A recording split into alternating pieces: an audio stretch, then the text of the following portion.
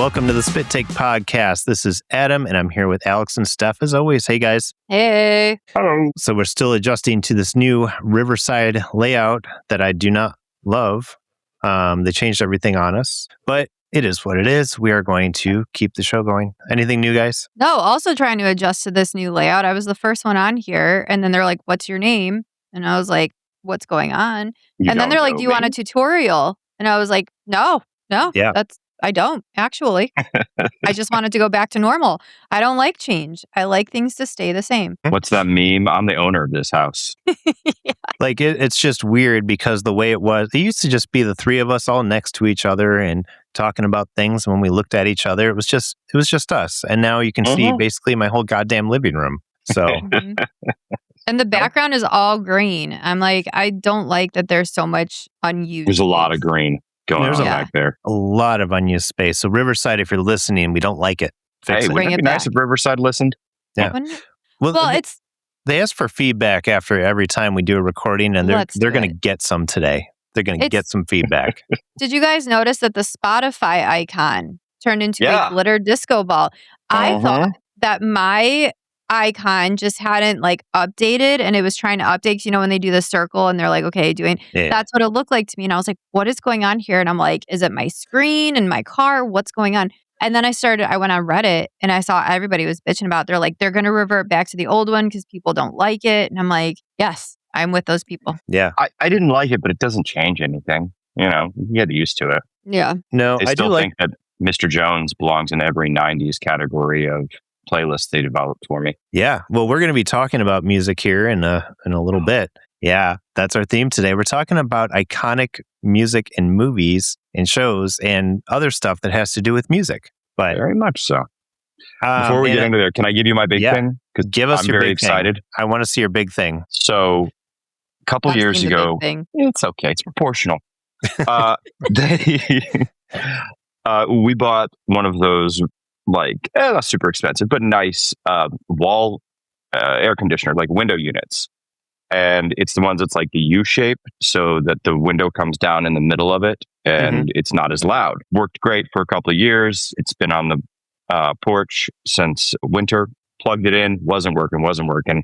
And it's got all these fucking computer components to it. So to me, anything that has computer stuff in it, I'm like, well, you're just screwed. You know, that's designed to break down. But I was having a shit day at work and I needed a win and laundry just didn't do it. So I said, okay. And I Googled and I looked it up and I took out, it had to be like 15 screws of all different angles and sizes, pulled that sumbitch out, and there was a glob of black goo that was stopping this fan from spinning. Like, it was insane. This thing is like the size of my fist. Like, the fuck is going on? And they're like, oh yeah, this is inside of it that keeps it quiet. And then over the years, it melts and then just congeals all at the bottom. And then once you take it out, it's fine. It doesn't actually do anything. Still the same sound. Huh.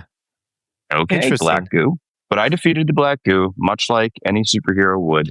And that was my victory for the day. It's good to have a victory. Yeah, we're proud of you. I'm very proud of you. I'm glad it's not black mold because that would be bad. Yes. Speaking of superheroes, you guys, I finally watched, what is that? Deadpool and Wolverine. Ooh, what'd you think? What did you think? I mean, it was interesting. Steve had to explain a lot of the characters that were brought in and everything because, you know, I don't know. And he's like, that's Elektra. And obviously I knew Blade. Blade's appearance probably was my favorite part of the whole movie. I'm not going to lie. I was pleasantly surprised. It's a good movie. They did a good job. The tongue was in the cheek the whole time, but it was a fun movie. It was fun. I enjoyed it. I thought that Gambit was an amazing character. Yes. I was very pleased Channing that Tatum. Gambit finally made it out there. Yeah. Well, Channing Tatum was supposed to play Gambit years ago for Fox, and it just, the movie never happened. And that's why they did it. It was like the thing that was never done. And that's why it was fun to see him play that part. Yeah. He has that throwaway line. Hey, I think I was born here. Yeah. I like the Jennifer Garner line where they say something about Daredevil.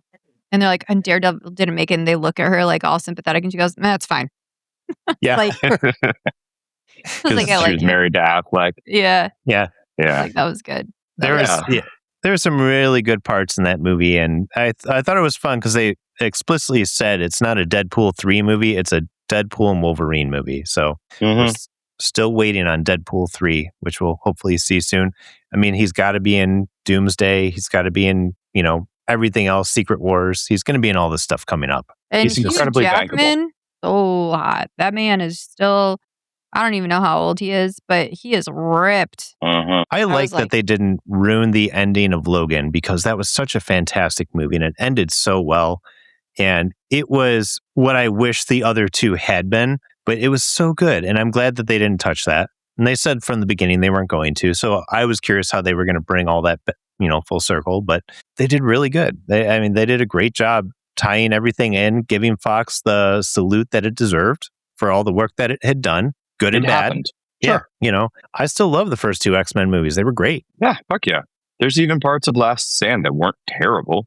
There weren't many of those parts, but there were parts. Yeah, that's true. The Days of Future Past stuff, everything after that. Well, actually, Days of Future Past was good. But I like Days of Future Past. Yeah. The young, once they moved to doing the young X-Men and the new timeline and everything, I lost a lot of interest in it, but Days of Future Past I liked. Apocalypse was terrible because he was so miscast and they had him looking like Ivan Ooze. And Dark Phoenix is just not, no. I didn't even watch that one. You're fine without it. It was so poorly done. I'm also going to say that the soundtrack for Deadpool and Wolverine was phenomenal. Oh, yeah. I was super impressed. The car scene, and I can't remember what song they were playing. Now it's killing me. I haven't seen it in over a year. Yeah, but I just remember being like, oh, I like this song, I like this song, I like this song, which I think leads us into our main topic. And Alex is super excited about the soundtrack. He's been wanting to talk about music. So I think, Adam, it's only fair that we let Alex go first. I agree. But we talked about several different themes of what we could do. So did we narrow it down, or are we just gonna spitball? What are we doing? That's a really good point, Adam. You're right. We banged it around for a while of are we talking about the best soundtracks? Are we talking about the most meaningful soundtracks? We're talking about just the best needle drops. Because for those who don't know, a needle drop is just that one bit of, are you the one who doesn't know? I am the one. Is anybody out there shocked? I'll take care of this. Let me put my glasses on. Actually, Stef, a needle drop in a movie is when a song is introduced that is a pop culture song. It may not be, background music for a movie. It's just like a pop culture song dropped in. Guardians of the Galaxy with, that whole fucking movie was needle drops. But that's a needle drop. Wonderful. Glasses are off again. Well, let's kind of dive into a little bit of everything. I guess let's start with soundtrack. Soundtrack, I think, was the one you wanted to talk about the most. Yeah. For me, and I went through, I looked up what are the most famous soundtracks out there, and I agreed. Baby Driver had a great soundtrack. Dazed and Confused had a great soundtrack. The Forrest Gump. I mean, God, who didn't own that double CD soundtrack for Forrest Gump? It had seemingly every song from the 60s, 70s. Great. Yeah. But for me, I wanted to do something that mattered to me, because soundtracks used to be your compilation CDs. Before we had Spotify and you could just mix and match, you had soundtracks because you could have 4 or 5 different bands and everything. And the one that always came up to me was the Varsity Blues soundtrack. Mm-hmm. Good one. I loved that. That was in my car for that 1986 Firebird that I drove around Granbury, Texas, was bumping the Varsity Blues soundtrack. And I've got it queued up here. You've got Hot for Teacher by Van Halen, which played during the stripper scene. Great song. You've got My Hero from the Foo Fighters, which happened, they lampooned it perfectly in Not Another Teen Movie, where that's every time they go out on the field, that starts playing. Yeah. Nice Guys Finish Last, which is an underrated Green Day song. And just some absolute bangers. And Run by Collective Soul. Collective Soul was good and done by the time that Varsity Blues came out. They'd already had their hit. But that song Run, and Fallout by who was that? That's another Texas band. Who did The Way? I don't know. You know who they didn't have? That was Nickelback. I'm trying to blank. They did not. Well, this I mean, Varsity Blues was like 96. To me, Nickelback didn't really start smacking asses until like 2000. Early 2000s. I don't put sure. them in the 90s. Early Google that 2000s for sure for Nickelback. They might have been playing, but they weren't like popular. To me, it goes Eddie Vedder, Creed, Nickelback, of like the progression of that voice. Yep. Yeah. That sounds about right. The vowel-y song. That's one for me. That's Varsity Blues. I've got more, but I figure we can bounce back and forth. So I'll drop one, and it's the show I keep talking about. Paradise has this amazing soundtrack, and I think it's one of the reasons I like the show so much. Because they just finished season 2. I'm all caught up. They do a lot of cover songs, but they are, I don't know if I want to say dark versions of it, but like slow, moody versions of it. Like, did you ever watch The Following with Kevin Bacon? A little bit. Like, you know how... So they do kind of the same thing. At the end of the episode, some song that was playing during it, like the actual song, right, was playing at some point in the episode. Somebody was talking about it. And then at the very end, the last like few minutes, you know, as they're like wrapping up that episode, they're playing like a slower version that kind of fits the mood of like what's happening in it. Like they did final countdown. They had a final countdown one, and it was like for what was happening in the scene, it was very intense. It drew you into what you were watching. It was really cool. They did I Think I'm Alone Now. That was good. Is that the Tiffany song? Yeah. Mm-hmm. Children behave. Yeah, so they do these like very slow versions of it that just, again, it fits the mood of the show and it draws you into like the situation and it amps you up a little bit. It makes you excited. It makes you excited to watch the next episode and be like, oh my God, how are they going to resolve this? I think they did such an amazing job because all the songs that they play are, you know, they're big hits. They're great. The versions that they play of them at the end. And it's fun because after you realize they're doing it, probably by about episode 3-ish, when you realize that's their theme and what they do, you're listening for that song. You hear the song during the episode and you're like, oh, I'm going to get to hear this at the end. It's going to be great. What's that called? Diegetic? Yeah. When the song is like somebody's listening to the music in the show. Yeah. Like the characters are hearing it too. Yep. Yeah. So that's it's good though. Their soundtrack is really good. I've been playing it on my Spotify, just, you know, looping through, and it's but I think it's always great when you have a soundtrack that just amplifies what you're watching and it gets you and it pulls you in and makes you part of the universe. You know what I mean? Yeah, 100%. Well, music is what brings us together. I mean, film and television is great and we can all watch it, but the shared experience of listening to music, if you find somebody who doesn't like music, you found yourself an alien. Yeah, that's 100% true. Mm-hmm. I just mark it. Yeah. My hot take. You don't like music. You are an alien. You are an alien and not to be trusted. Ooh. Music makes friends. You gosh, or enemies. Right, it does. Or enemies. Yes. I like it when somebody else covers a very well-known song. Did you guys see the Vince Vaughn TV show on Apple TV called Bad Monkey? No. Based on a series of books, I believe, or like series of stories. It's noir. He's a former cop, private detective in Key West, and he's solving murders. That's fine. It was okay. The show was fine. But the title of each episode was a Tom Petty song, and they had other artists covering Tom Petty songs, which I thought was great because Petty's one of the best. Oh, yeah. Or like the I Am Sam soundtrack where they had a bunch of people do Beatles songs. Mm-hmm. Yeah. I like a good cover. I do too. I like when they do some really good ones, especially, again, amplifying shows. The Following, that was such a good show. And they did some like really good ones on there. I know they did Bad Moon Rising by Creedence Clearwater Revival. They did there was a Beyonce song they did too. But they did a lot in there. But I mean, I liked it because it really fit the tone of the show. It like took a song that's usually more upbeat and faster and, you know, joyful and made it dark. And I like that sometimes, especially in my darker TV shows.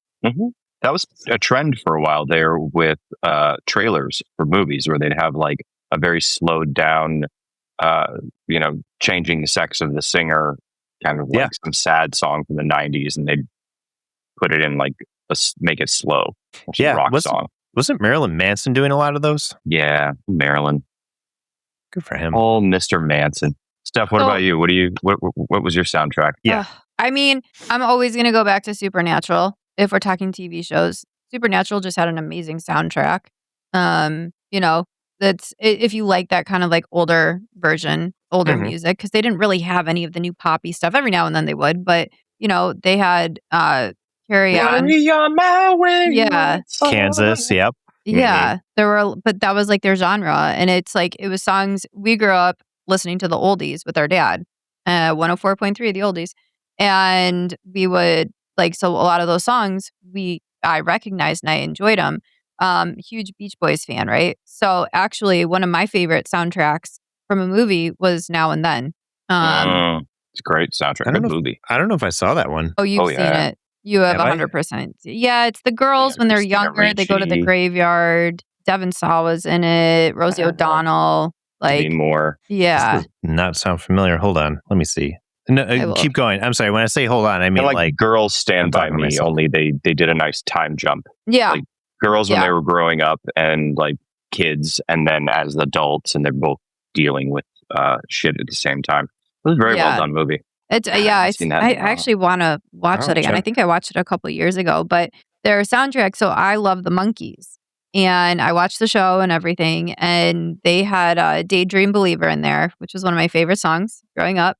And I think it's just like kind of that that nostalgia, like it brings you back to a good place before, you know, I'm not saying before like the war or political things, but it's like back then, because there was a lot going on, but back then it was just kind of more like, you're not saying like, fuck this, like not every other word is a swear word. We don't have, and I'm going to age myself here. We don't have this like really nasty like music where people are talking about popping pussies and shit like that. Like it was wholesome. And it's like you can roll up to a stoplight with the window down and know that nobody's judging you and nobody's like, oh my God, my kids are right next to me.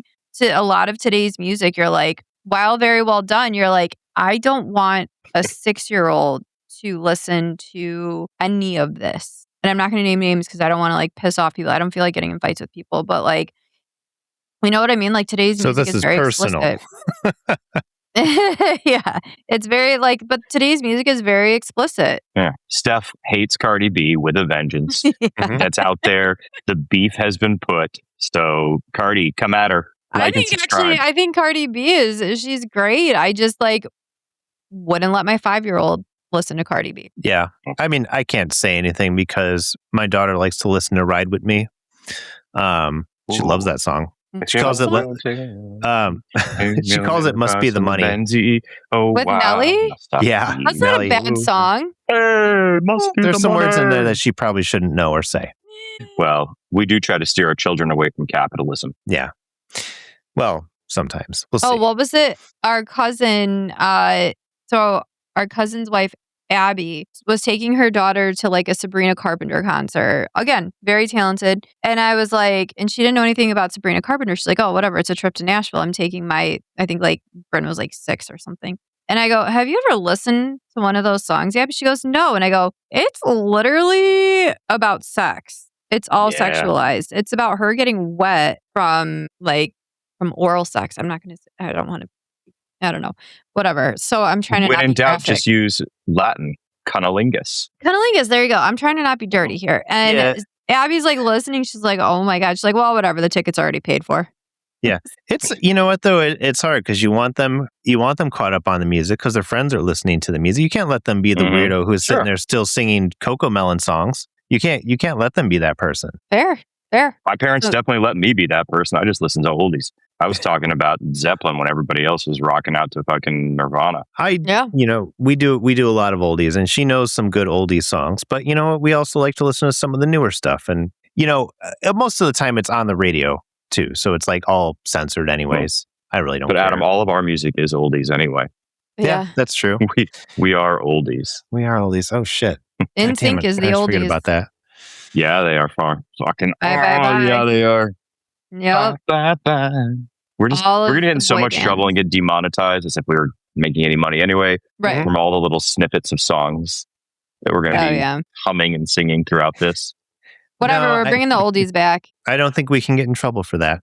You think we play the actual song. Music to me, it matters for the time and place of when you're at. So to some kid out there the song Wet Ass Pussy means a lot. In 20 years from now, they'll be like, kids today don't know about wet ass pussies. Yeah. Back in our days, we had acronyms. Yep. Called it WAP. Yep. WAP, damn it. The first time I heard that song, I was like, wow. And I have a dirty mouth, okay? Like, I'm not saying I'm a princess and I don't say dirty words. I have a horrible trucker mouth. So for me to sit there and be like, that's aggressive. Now, I will say, this is kind of funny. There was one day we had a bunch of kids in our bar and we should not have had kids in the bar. Like, at this point, it's late. Bring your kids fucking home. I'm not Chuck E. Cheese. Like, go around the corner. I don't know. I'm not serving them pizza. Your kids are making a mess of everything. Sorry. And so my manager, she and I were just fucking livid because it was like kid after kid after kid. She puts on WAP and anything that had something dirty in it that was like aggressive. It was like big dicks or I can't even remember what she put on. She made a playlist though, and she just fucking rolled it. And I was like, I'm actually not mad about this. This is kind of amusing. But like some of the patrons at the bar, they're like, the music really changed, huh? And I was like, well, it's doing its job, isn't it? And like, get rid of the little ankle biters. We'll go back to regular style music. I'm like, it is a fucking Friday night and you are bringing your children into my bar. That's prime real estate. Get them out. Those little bastards. What ass pussy it is. Yeah. So, but let's move on. Let's talk about Adam's like, that's enough. Sorry, Alex, you had another I did. Soundtrack. Yes. Go Can't for it. Hardly Wait. Oh, that's a right. great Not one. only is it one of the best movies of the 1990s, just absolutely, I know we've talked about this before, but I will die on this fucking hill. That movie is so brilliant in so many ways and has so many amazing actors that rolled their way through there. But the soundtrack is a fucking bop. You've got Graduate by Third Eye Blind, which is off of one of the best albums of the 90s by far. You've got High by Feeder. That's a nice one. Damn It, the Blink-182 song that really pushed him up there. Oh, yeah. Can't Get Enough of You, Baby. Just so many. And the replacement song for which the movie is named, Can't Hardly Wait. The Replacements are such an underrated band by people of our age. Like, Gen Z gets that, or not Gen Z, Gen X got them and they get it. But we kind of missed the Replacements. They were fucking good. Bastards of Young was a great song. They were pretty goddamn good. I haven't seen that movie in a long time. I'm going to have to go back and listen to that soundtrack. I know. I remember it was good. Look it up. You're right. I remember it's good, but could I name, if you hadn't just listed off a bunch of songs, would I have been able to name any of them that are in there? Probably not. Well, but it's not just, I'd be like, hell yeah. There's topical stuff because obviously Graduate came out in the 90s. You know, there's a few of them, but there were some old, like they had Parliament song. They had Paradise City with Guns N' Roses. Yeah. Okay. You're right. I could have named that one. It's Tricky by Run DMC. That's just, I love that soundtrack. I love that movie. You had peak Jennifer Love Hewitt, Ethan Embry. Oh, Jesus. Seth Green. Seth Green. Yeah. Did you guys see the roast of Kevin Hart? Parts of it. Yeah. No. I need to watch the whole thing, but they hand over to Seth Green. And I was like, that does not even look like the same person. Huh. I'll let you guys. He's aged appropriately. Yeah. I saw somebody recently hating on Tom Welling for getting old, and he clapped back. He's like, this is what happens when you don't spend $8,000 a year on cosmetic surgery. Fair. Right. He still looks really good, though. Yeah. Good looking, dude. Do you see how bad Travolta looks right now? No. Oh, yes. I just saw a picture of him the other day. I was like, what's going on with that dude? Really? I mean, he is so stretched. And he was giving an interview, like, explaining why he was wearing a beret. And it was just like, dude, you're Facelift. like 70-something. You really don't need to look that smooth. No. That's a bad thing. Yeah. I don't know. But soundtrack-wise, when you're talking about, like, teen movies, like, American Pie had a great soundtrack, too. Oh, yeah. Yes, it fucking did. That's more. The first two had really good soundtrack. I'm sure the other ones did, too. But I remember the first two a little bit better. You know, there was, again, some Blink-182 in there. Let's see, Sum 41. Oh, yeah. Yeah, there was some really good songs in those movies. And definitely playing on, like, the teen. Yep. That song became, like, the anthem for the entire American Pie series. Like, every American Pie since then had that song in it. Yeah, I'm Just a Kid. Man, there was some really and good Mutt, songs. which is an underrated yes. Blink-182 song. Yes, great song. I went on a Blink-182 kick recently, and I went through all their albums. Man, Good pick to go on. Yeah, Blink-182 is making a comeback. for sure. That style of pop punk is making a comeback. The kids of Gen Z, for some reason, are looking back on it and thinking it was the peak. They're also bringing back the clothing from them, which I wish they would not do, because not the best look that we ever had, okay? Wasn't the worst. As long as I can still get away with a band t-shirt, short sleeve, and then a long sleeve shirt underneath it of a different color, Oh, yeah. I'm fine with it. I mean, you can pull that off, but the girls that are wearing the baggy jeans, the grunge jeans, I mean, thank God they're not Very Jinkos, popular. but I hate those jeans. They're not flattering on anybody. Kim and I always talk about it. She's like, did you do it yet? And I'm like, absolutely not. And I won't join that trend because it will be gone in a year. They are ugly. I think that's kind of the point, though. Oh, I'm sorry. Yeah. And I was going to say, I was like, they made the shirts with the short sleeve, and it looks like the long sleeve's coming out, but it was all just one sleeve. Yeah. They made Hot it. Topic. I saw those. I had them. Yeah. Hot Topic. Yeah. They cornered the market on that. I know I am a straight white guy saying this opinion for women's fashion, but to me, it kind of makes sense, like the baggy jeans, because fashion is cyclical. We've got eras where women's fashion is very tight and short and extremely revealing, followed by eras where it's a lot more baggy and it's desexualizing the female form. You're totally right. We're gonna go back to very. We tight need a nice in sexualization. between. A nice in between would be great. I'm waiting for the mini skirts to come back. I do not want that to come back. That was not a great era. You know how hard it is? I'm just glad that sundresses never went away. Yeah, sundresses will never go away. That is true. That's got to be hard, Steph, to wear a mini skirt. How are you going to sit down? You don't. And you have to wear heels, otherwise your legs look stumpy. So you got to elongate your legs. And then, but now they have kind of that Amish fashion coming through. If you go to Target, it looks like Amish clothing. Very baggy. Everything's baggy on top. For guys, too, they'll wear the really baggy t-shirts, but then shorts that are an inch and a half away from their balls. Yeah. It's Which a is very tough because bizarre at that world. age, your balls are usually pretty high. It's the Adam and I's age, the balls begin to descend. I can't wear those short shorts nowadays due to the length of my balls. You can. You just might get... It's tough. You're just going to get ball views. Yeah, or you might end up in jail if you go by a park. You never know. Not on purpose, but... Sir, it's just I have saggy balls. You got to keep it tucked. Got to keep it tucked a little bit. Last soundtrack I'll mention because I was listening to it the other day. Josie and the Pussycats. Great. Ooh, and pretty much all original music, I think. So, great soundtrack. Movie way ahead of its time. Well, I know we've talked about it before, but we can never talk about it enough. You can't. I mean, Rachel Lee Cook, Tara Reid, Rosario Dawson, all in their prime. Alan Cummings was in there. Oh my God. It was a fun movie that poked fun at the world of music. Mm-hmm. So I don't know. Pretend to be nice. Pretend to be nice. That's a great one. I like was it 3 Little Words? I think it's Three Small Words. Yep.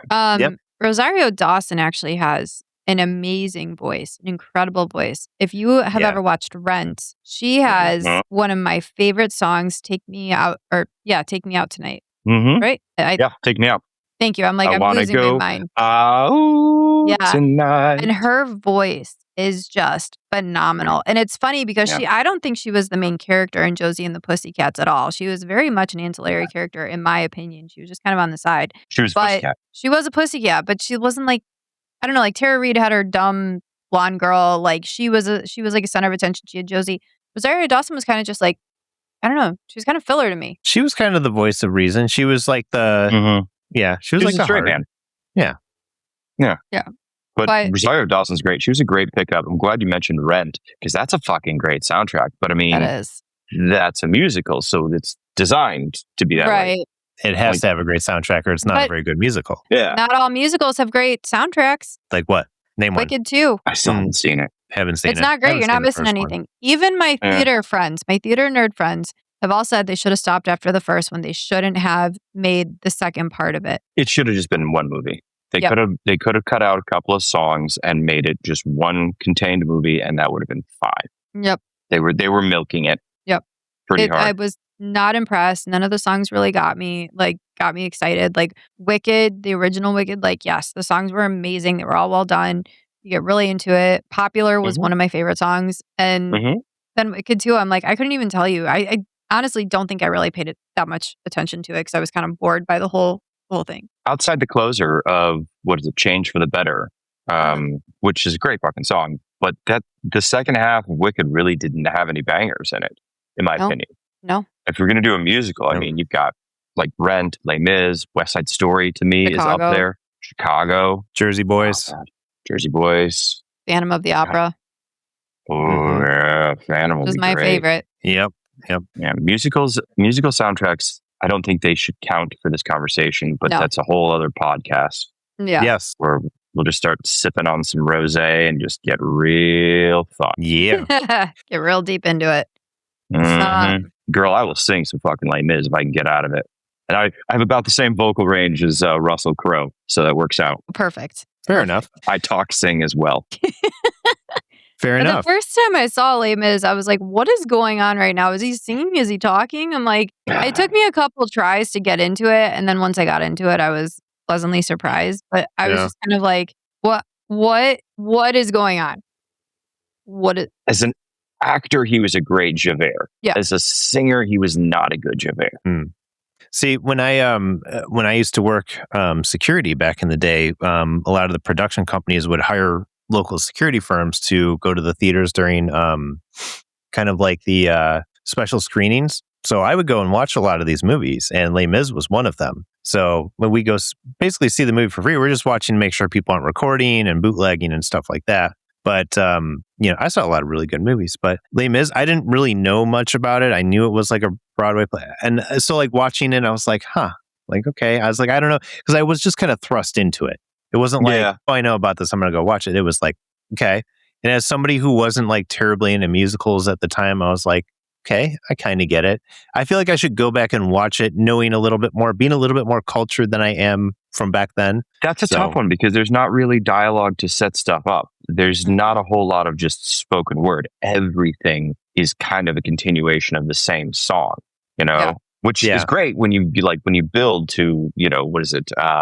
Tomorrow night? No, one more day. Yeah. Great fucking song. Well, and Russell Crowe's death in that movie is still one of the funniest deaths on screen ever. He just kind of flops. He's like, it's like, that was very clearly a dummy. Like, it looked like something like Saturday Night Live if they were to like throw like a body out, but it's like just a dummy. Yeah. Like that's one of the best deaths, second only to Steven Seagal in Executive Decision. Yeah. Okay. Great one. But off topic and needle drops. Let's talk needle drops real quick, and then we can move into our What You Watching. So sounds like a plan, Stan. I've got one to start with, if that's all right with you guys. Yeah. I want to hear what you're going to do because I don't know what I'm doing here. So I don't know if you'll even classify this as needle drop, but just like a song that belongs in that movie and just made that so much better was in The Watchmen. The intro sequence with John Denver, The Times They Are Changing. Yes. It was great... What? Wasn't that Denver? Not John Denver, no. Who was my it? Man. That's Mr. Zimmerman. Bobby D. Was it? Come gather and shooting wherever you roam. Yeah. Oh. Okay. Well, I'll have to go back and look at that. But either way, that song and that scene where they're just showing all the stills of like basically what's happened and like why the superheroes are disbanded and all the bad things that happen to them. I thought it was a very powerful scene that sets up the movie really well, that it didn't require 2 hours of backstory to go into what they were doing. And I thought it was really good. And like the song went very much along with the theme of what was happening. I mean, I thought that was one of the best uses of music. And I know a lot of people don't really care for that movie. I like it, but a lot of people agree that scene is one of the most redeeming qualities of the movie, even if they didn't like it. That's a tough novel to adapt, or a graphic 100%. Novel, whatever it is. That was so long. There was so much extra shit in it. I thought he did a good job. I'm with you on that. I thought the Watchmen movie was fine. And that's a great call because multiple needle drops in that movie. I mean, you've got the Rufus Wainwright version of Hallelujah. I mean, that was right in that era where fucking every single show or movie tried to sneak in a version of Hallelujah. Yep. Yeah. And Steph, I will apologize because I made a really big deal about Saltburn having dicks in it, but Watchmen definitely had some big blue dicks in it. So there's a lot of dong in that one. So I retract my statement. Saltburn, so don't I know, worry, we we'll will get there. I'm just saying that I apologize because I really like Watchmen and there was a bunch of big blue dicks in there. But to Alex's point, the equation was different because there were boobs. There were boobs. Enough boobs cancel out dick. That's right. Or if you're whatever your preference is in life, enough dicks cancel out boobs. That's right. I'm just saying equality amongst genitalia is important in a film. Yeah, very important. That's a great needle drop. That's a really good choice. Now I feel like mine sucks. I still don't think I understand what this needle drop thing is. So okay, so you saw Guardians of the Galaxy, right? Yes. That like the early part of it where he's like he's playing the Redbone song, "Come and Get Your Love." That's a needle drop. It's when you take pop music and you just drop it into a movie, and it's almost like a little mini music video as opposed to background, just like instrumental stuff. Right. And we were okay. So hold on real quick. We were both wrong. It was Bob Dylan. That's what I said. Oh, you did? Oh, you said Zimmerman. Robert Zimmerman, Bobby D. I'm a huge Dylan fan.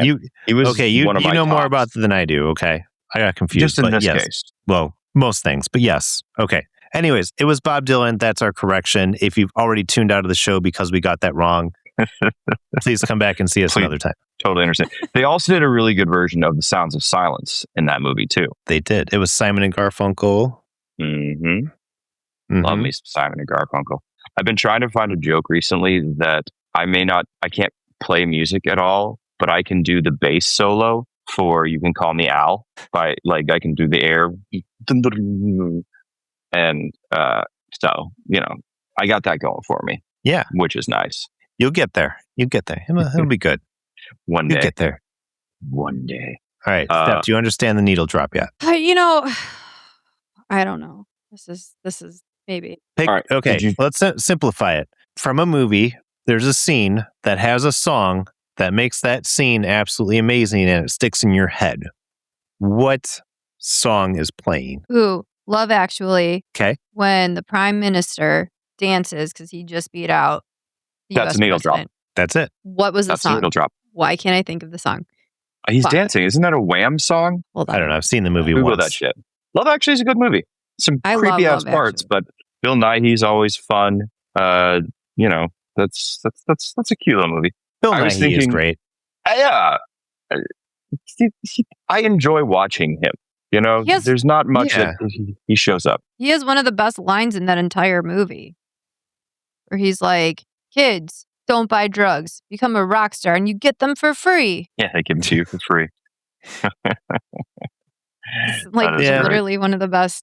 Well, now you know what a needle drop is. That's a needle drop. It's pop music that was not made for that movie that is just dropped into that movie. Now figure out what the song is so you don't sound stupid. I know. I feel like it's Wham, but I could be wrong because he's dancing. Is it Jump for My Love? By the Pointer Sisters? No, they didn't do that. Did they? Jump for My Love. Hold on, I'm just going to see. Although talking about 80s now, how about, my needle drop that I was thinking of was Stuck in the Middle from Reservoir Dogs. Oh, that's a great one. Yeah, where Mr. Blonde is doing the little I'm going to murder you dance. Yeah, and it's been parodied so many times. Because it's just such a classic scene. You're right. That is a song that will forever be associated with torturing somebody in a chair and possibly cutting off their ear. Forever. It is Jump for My Love by the Pointer Sisters. Nice. Good job, Alex. Good job, Steph. I didn't even think to call that out. And good job, Adam. Good job, all of us. And we're good job, all pretty great. Golf clap. Jesus. Yeah. So, a good song in a movie, a good needle drop that doesn't necessarily come from that movie is nice because it does bring us all together. And you catch, Wayne's World. Yeah. Bohemian Rhapsody was a song on its own. Fucking, Night at the Opera, brilliant album. People had it, people moved on. And then it comes back. And now, like you say, it's hard pressed for anyone to think of a scene or that song without immediately thinking of Wayne's World.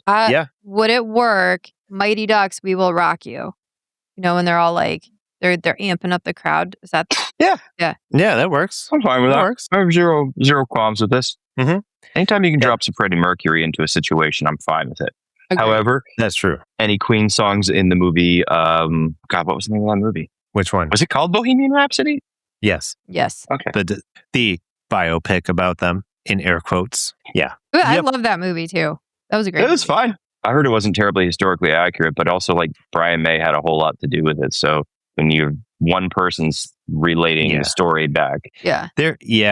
From what I understand, pretty much most of the actors, aside from the actual band, were made up, or these things like never happened. Certain events did not happen in the order that they said that they happened in. Certain things like that.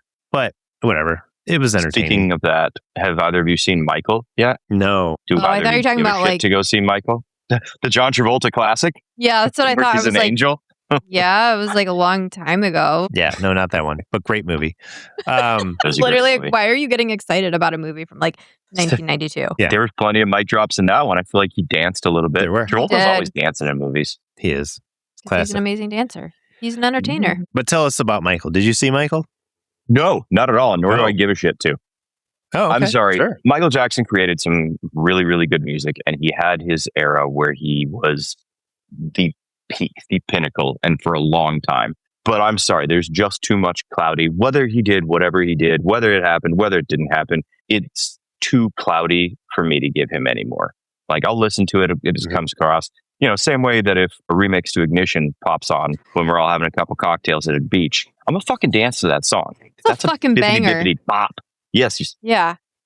But it doesn't mean I'm going to go give the R. Kelly estate any more money. Yeah. No. Sure. I get it. But I'm going to jam out. 0.0001 cent for me listening to it on Spotify. R. Kelly. I would just listen to the Dave Chappelle parody. Much better. Chappelle's supposedly retooling his show, and he's going to come back. I heard that. I'm interested to see that, because have you watched his stand-up lately? Yeah. That's interesting. He takes himself a little bit too seriously now to be doing sketch comedy. Yeah. So me and my wife watched, I think it was his most recent one. We were watching it. I think we made it about like 25 minutes in, and we're like, this is not for us. Like, He's so good at stand-up. He is. He can give you a joke in the beginning and then talk about 11 different things. In the same way they say that Trump used to do the weave, where you talk about one thing, you're supposed to be talking about one thing, and then you dance around all these different things, and you finally realize, oh shit, we're at the end, and he's now tied everything together. And I say used to, because sure. That's Chappelle's stand-up, and it's so good, but I'm right there with you. He's just so serious now, and he feels like he has to defend himself for all of his hotter take jokes. Yeah. Like, don't get me wrong, I still like his stuff. I think he's good, especially his older stuff is really good. But he does seem to take things a little bit too seriously now. Maybe not too seriously. I don't know. His show has become very different from what it used to be. I feel like it's almost become less relatable. It's hard for sketch to have a point. Sketch should just be about the day that something happens or slice of life, as they used to teach us. If you want to give me a message, okay, that's fine. That you can do that in stand-up, but not in sketch. Not when you're supposed to be creating wacky characters or mocking like something. Like Key and Peele, brilliant sketch, because they never took themselves all that seriously. If you want to take yourself seriously, you make Get Out. Yeah, and Key and Peele were genius too. Fuck yeah, they are. So great. Okay, any more needle drops before we move on? Cool. Get Stuck Between the Moon and New York City from Arthur. Okay. Who's Johnny from Short Circuit? Anything Madonna did. Although if the musician's in the movie, that's kind of like the musical thing. Yeah, it shouldn't count, right? Yeah, because they're getting paid to put that in there. Ooh. How about from This Is the End, where they brought in everybody? Oh, yeah. But the better scene in that is was it Celine Dion when he like lets go and he's falling? Even better needle drop right there. That was a great movie. Yeah. I want to mention one more soundtrack before we move on. The Warriors. Great soundtrack. I haven't seen that movie in so long. I don't know if I can know what's on that soundtrack. It was a lot of 70s. God, I'm trying to remember some like I can picture all the songs in my head. I don't know the names of any of them. I can picture them all. But never watched it. Oh my God, it's such a great movie. Great movie. Yeah. It's iconic for its dirty time and place, like New York in the 70s. Mm-hmm. Does it have a lot of dicks? No, there's a lot of. Probably won't like it. It's basically like 1970s New York. There's a bunch of gangs. They all have different themes to them. The most classic of which is the Baseball Furies.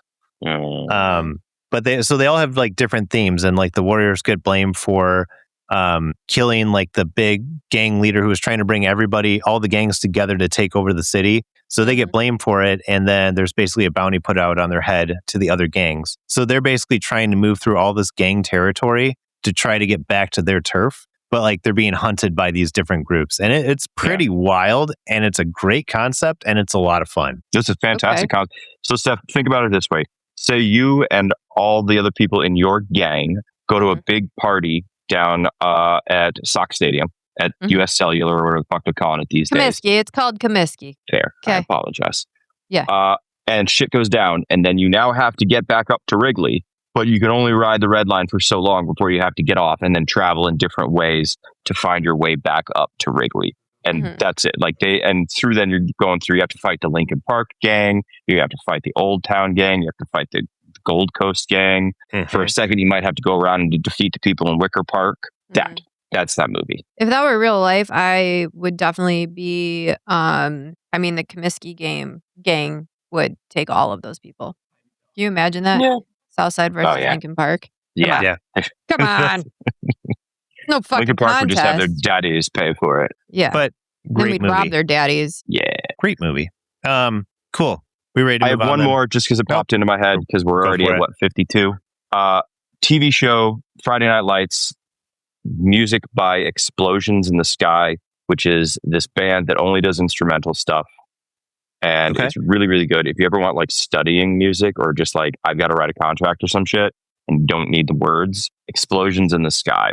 Great fucking band. Really, really good, epic kind of music. They capture the feeling of a Texas sunset. Okay. Interesting. Okay. I like it. I do drugs, Adam. Yeah. I usually just do whale songs while I'm studying, but I'll have to give them a try. Nice. Cool. It's a needle drop for the whales. There you go. So, all right, let's move on. We're going to finish this up with What You Watching, and the big one that Stef has been after me to watch for 6 months now, roughly, Saltburn. We'll talk about Saltburn. I watched a couple other things, but we'll talk about Saltburn first. So I watched it, all 2 hours and something minutes of it. It's a movie. Okay, so I'm trying to think about where to even start with this. It's pretty fucked up. Pretty fucked up. Because the whole premise, this guy basically falls in love with this kind of rich dude at his college, and then goes, he doesn't fall in love with him. He does. He loves and hates him. He says so. Wants to eat him. He wants to take over his life. He's not in love with him in a romantic way. He wants to embody his life and take over. Yeah. Spoiler warning, by the way. Spoiler warning. Yes. This shit's been out for a while. At this point, there's going to be some spoilers. Okay. All right. So, all right. He's not in love with him. Why does he drink his dirty bathwater out of the bath drain? Because he's obsessed with him. He's like, I feel like in that he was almost trying to ingest him so that it would be like, I'm taking him in. I'm morphing into him. I don't know.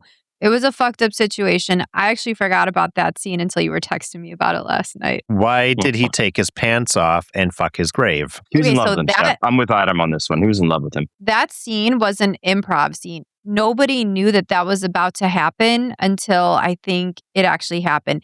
Barry didn't tell anybody, and then he just did it. So doesn't change what happened there, because that was Steph. There's some pretty fucked up things in this movie, and I just I don't even know. There were so many things that were off about this guy, and I'm more concerned about that family just never kind of realizing this dude might be a little off. Like, it's not like he was charming. No, he was creepy from the drop. He was weird, but the family was just as weird. So, I mean, people are odd. Yeah, but in like the sister, the period scene. Yeah, that was disgusting. Where he performed cunnilingus. Performed cunnilingus. But she was just sitting there out in the cold, allowing this to happen. I don't know. I listen. All that aside, let's talk about. You kept saying like, "Oh, there's a big twist at the end." Yeah, it's not a twist if you see it coming, Steph. I didn't see it coming. This is where I have to question you a little bit in your taste of people. okay? Because, okay, I'm going to spoil the hell out of the end of this movie. Barry Keoghan, or however you pronounce his name, who is kind of the main character of this whole thing. It turns out there are a bunch of people start dying. He's the one who killed them. It was 100% obvious, okay? You start drinking bathwater, I immediately suspect you're a serial killer, okay? Like, it was so obvious. And it's like, what part of it surprised you? That's where I'm trying to... When he was sitting with the mom and basically killed the mom and she brought him back in, I thought, to me, that was a twist where I was like, wait, he just inherited everything. Like, got back in with her, inherited everything, and then killed her. Mm-hmm. To me, that was a twist. The inheritance, I could see being a little bit of left field. But I'm with you on this one, Adam. You knew that dude was going to kill them from the jump. Yeah. He was the one dude ends up dude. The one dude ends up dead in the maze, and everybody's like, oh my God, he's dead. And it's like, well, he clearly poisoned the drink he gave him. That's the first thought I had, is like, do not accept a drink from this guy. Oh, and that's fucking serial killer number one. Like, don't accept drinks from people. If this is your taste in people, do not accept when you go out drinking. Nope. No. What about unless from a licensed bartender? What about when his family gets introduced, like, and they find out that like the mom's normal, the mom and dad are just like Judy and John Cleaver. It's a bit of a rug pull, but not necessarily a twist. No, not. It's just, it wasn't twisty to me, because it was like, as soon as that dude showed up dead, I'm like, he definitely killed him. And then the girl was dead in the bathtub. I'm like, yeah, he killed her. And yeah, it was not a twist. Here's the part that I find hard to believe, though, was that they were trying to make it sound like he had set this all up from the beginning. Like, a lot of this was improvised. And I kind of want to know what his plan was if some of the shit hadn't gone sideways and he diverted into, well, murder. I'm sure he would have eventually, but yeah, I was like, I feel like some of it where he's telling the story like, oh, and then this happened. It's like he's some kind of genius. But in reality, it's like he's just kind of making it up as he goes along. Like, there was not really a plan. It was like, he was like doing steps, one thing at a time, but there was no long-term plan to steal the inheritance and own the Saltburn Castle. Or maybe there was after he killed Jacob Elordi, and then he's like, wait, I got away with this. What else can I do? That's what I'm saying. I don't think it was all planned from the beginning. No, because it just happened that the bike broke down and he was there to save the day. Follow our theme of like obscure shit and teaching the audience. Do you know what Chekhov's gun is? No. I know. It's a literary principle. You know, Adam, right? Mm-hmm. So it's a literary principle. Chekhov was, I want to say, a Russian writer. And I'm not sure if it was in a book that he wrote or it is just a principle. But if you introduce a gun into a play in the first act, in the third act, that gun needs to go off. Mm-hmm. So you're saying that, like, I'm introducing this plot point, this MacGuffin, it needs to pay off by the end. To me, that kid, Barry Keoghan's character, was Chekhov's character. He was a fucking gun the entire time. You knew he was crazy. You knew he was up to something. By the third act, he's the one who did the bad. Like, yeah. Okay. So, I mean, did you know that he was killing those people? I didn't know about the first one. I had an idea, but I wasn't sure. See, this is where we start to question your taste in people. To be fair, I didn't finish the movie. So when you walk down the street with Steve, does he sit there and go, her skin looks real soft and stretchy? Does that happen? No. I'm just trying to make sure you're safe. Does he buy you lotions and at any point ask you to put them in baskets? Yes. No.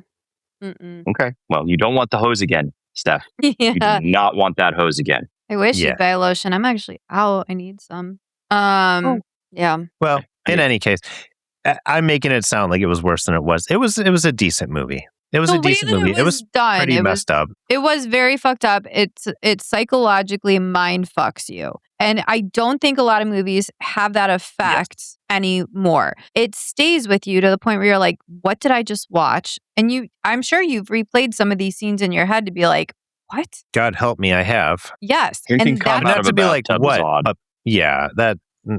I had to share that one with Sarah because you were like texting me while I was watching. You're like, oh, is Sarah watching with you? I'm like, no. And then it was like, I was like, for some reason, Steph thinks you're going to like this movie. And she was like, absolutely not. She's like, I would watch. I told her about the bathtub thing. She was like, don't fucking say it. I don't want to hear it. Like, she would have hated that movie. She would have been mad at you about that one. Why? That's right up her serial killer alley. No, it's different. It's like, it's weird, twisted stuff where it's like, when she watches her documentaries, it's kind of like, this already played out. We kind of know what happened. It's fine. Like, I don't know. Different. Some people like their serial killers Ed Gein. Some like them Ted Bundy. You know, there's a lot of different flavors of serial killers out there. I like them all. Yeah. Yeah, you do, All right, buddy. well, put that Alex. lotion in the basket. Alex, what you watching? I got a couple. I got a couple because I realized we haven't talked about the finale of The Boys. I haven't watched it yet. All right, fuck off. Then we'll talk about it next week. Next week. I'm going to finish it by next week. Yeah. Because I got thoughts.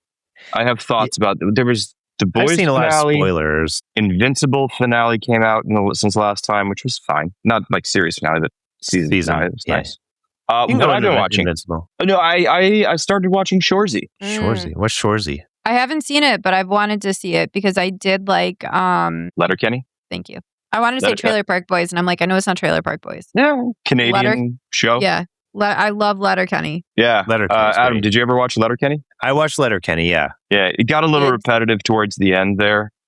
Yeah. But Shoresy's Letterkenny with a little bit more heart. Okay. Like, you know how Letterkenny, they're all big on repetition. They'll repeat the same beat. It's Shakespeare. It's Canadian Shakespeare. Okay. Shoresy's the same way, only they make you give a shit a little bit more about this character from Letterkenny that was just a caricature that you never saw his face. Like the lead was Jared Keeso. He's endearing. I like him. Even though he's like abrasive and harsh, he gives his whole speech at one point about, because everybody's on his ass for being rude and mean to everybody. And he's like, no, man, it's tough love. Would I go to the fucking wall for you? Would you go to the fucking wall for me? Would we beat the shit out of anybody for each other? Are we best friends? Yeah, good. Then I can tell you you're a fucking asshole. I can tell you you're soft. Like if we are that open with each other, we can be a little harsh on each other because that's the only way we can do it. Okay. You know what? I just looked it up. It's got they're going into season 6 soon, so that's a lot. It's a lot of watching I can do. Oh wow! I didn't realize. I just got back into that, or just got into it. Yeah. But and I'm rewatching American Dad, which to me is better than The Simpsons. The Simpsons, like season 2 through season 8, is some of the top television ever written. Some of the best written television. American Dad is kind of up there. I think that American Dad is better than Family Guy. Well, I very much agree with you on that one. Family Guy leans on the same callback tropes way too quickly, even when they're self-aware of it. That's still their crutch. American Dad is just character-driven, solid, funny writing. They keep it pretty fresh. I like it. So that's what I'm watching. Yeah, I love it. I love American Dad, and I go back and I'll watch that if like I'm about to lay down, like take a nap, and I'm like I just want to watch something for a couple episodes of something. I'll turn on American Dad, and I have some episodes that are just my absolute favorites. But it always makes me laugh. Always. Yeah, it's really well written. So, Steph, what are you watching? Got a couple. Did I talk about Off Campus before? The hockey show on Netflix? I think you had brought it up, but you didn't really talk about it too much. Yeah, I need Was a girl. it you who mentioned it? Don't we all, girl? I need a girl or a gay on here to talk about Off Campus. Because you guys, you're not going to watch it. It's Adam, a great show. Why must you be so straight? It's a love story about hockey players. Anyway, so moving forward, I watched 2 good documentaries this weekend. Lucy Ledby, who was the nurse in the UK that was accused of murdering newborns. And honestly, at the end of it, I don't know if she did or did not do it. Normally you get an idea. I kind of feel like she didn't. I think it was poorly ran hospital, but I want you guys to watch it because I know, Adam, you guys like documentaries, and I think this would be something interesting because you think it's one way and then you're kind of like, actually, I'm kind of thinking she didn't do it. Was it Netflix? I think so, yeah. But then they're notorious for that. Yeah. But the biggest one that I watched was The Crash. And I've been seeing it all over social media, people talking about how crazy it is. And I was invested in this. It's this girl. I think she was 17 at the time. Her and her boyfriend were living together. They were 20-year-old high school students. So kind of questionable on that one, but whatever. Sure. And it's like, they talk about the relationship. They talk about her. Basically, she crashes a car into a building and kills her boyfriend who's in the passenger seat and her friend who was in the back seat. And then they like start looking into it and they're like, we think this was on purpose. This is a double murder, homicide, whatever. And they arrest her and like the prosecution does such a fabulous job of being like, no, this was premeditated, or if it wasn't premeditated, it was like she did this on purpose. Because at one point, you see her like rounding a corner, going like 20, 30 miles an hour. And then the next shot, she's boom, 100 miles down the road, taking twists and turns. And you're like, what the hell? But the best part is the parents are like, no, my girl didn't do that. They're trying to get her famous. Sure. And I guess there's like something, they hear her on a jail phone call and she's like, do you think Kim Kardashian saw it and like would want to talk to me? It's like, and she's trying to be a TikTok influencer and all this other stuff. There's just no remorse or anything. And it's like, they're trying to still get her out. She got sentenced to 2 consecutive 15-year to life sentences. So yeah, it's very well done though. I was very into it. I was happy I watched it. I mean, I was exhausted, but I was like, I have to finish this. Nice. Yeah.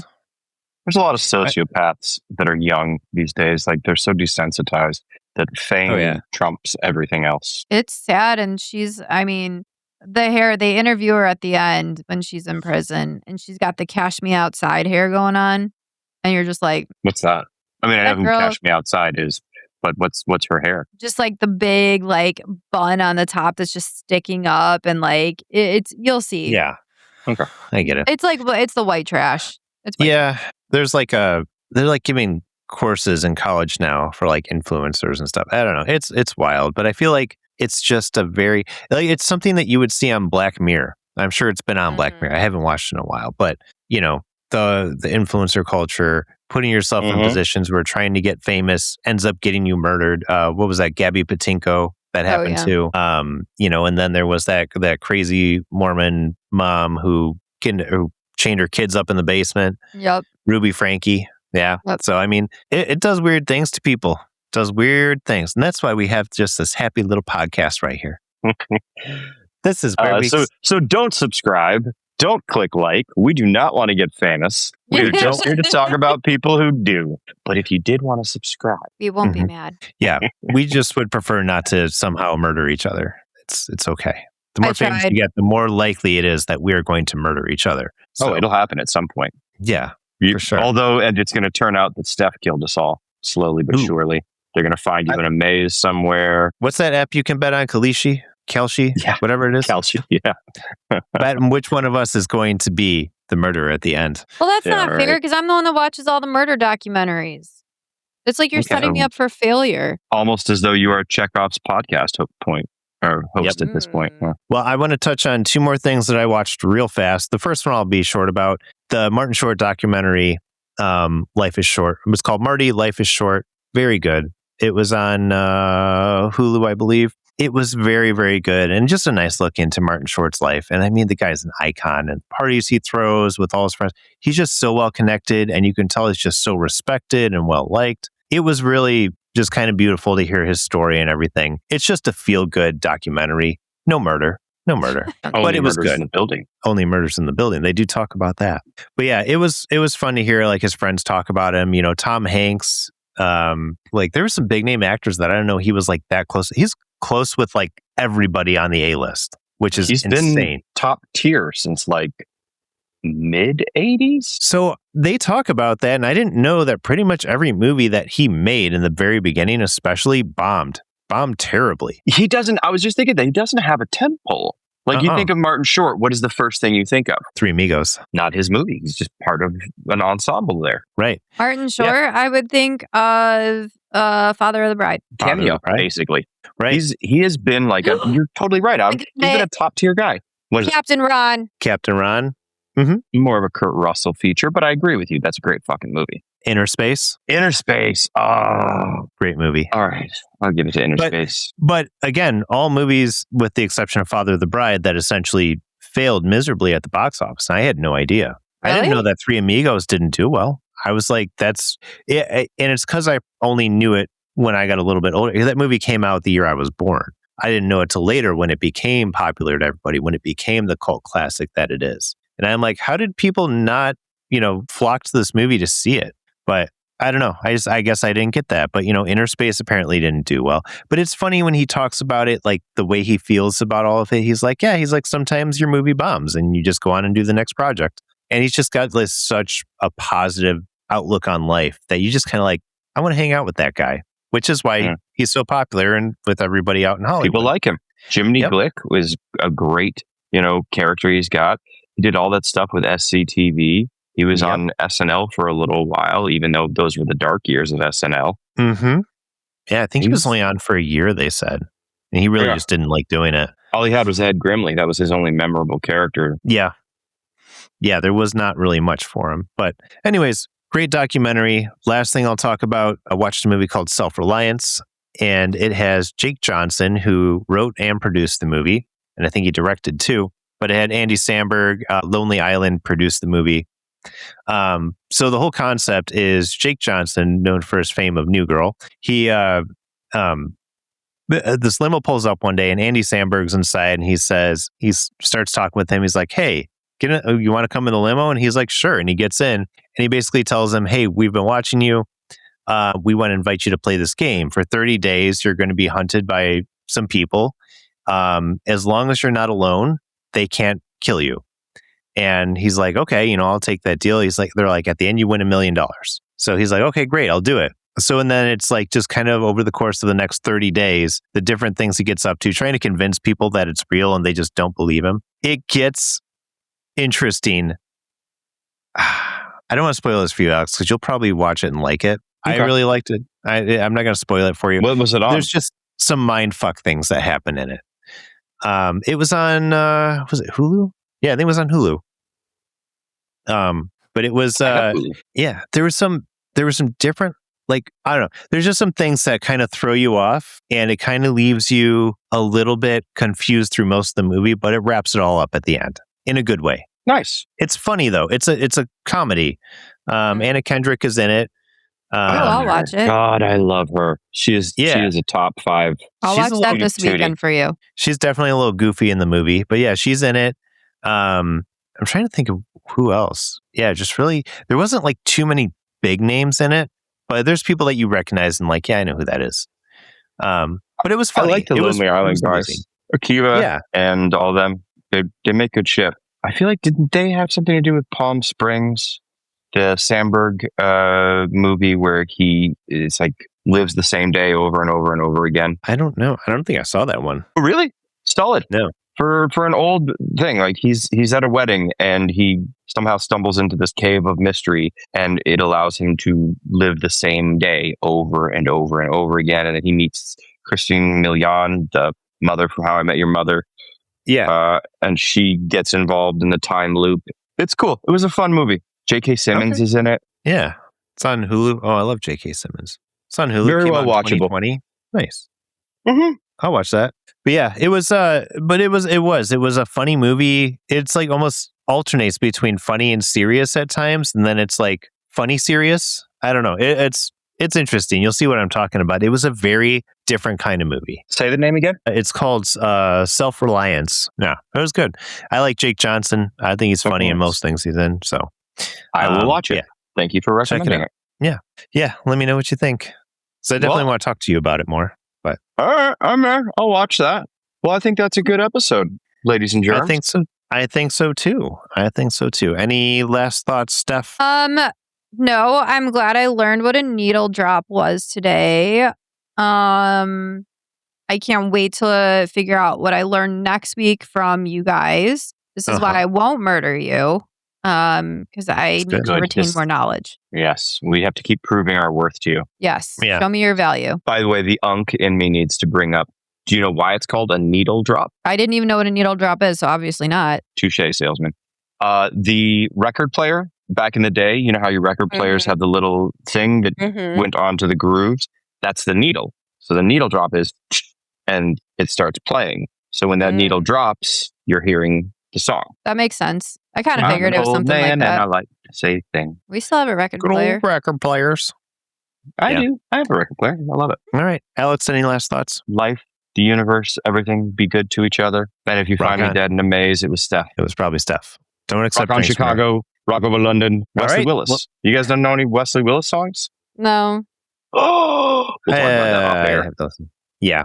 All right. Well, thank you everybody for listening, and tune in next week. We'll have a brand new episode for you. See you then. Bye. Thanks for coming.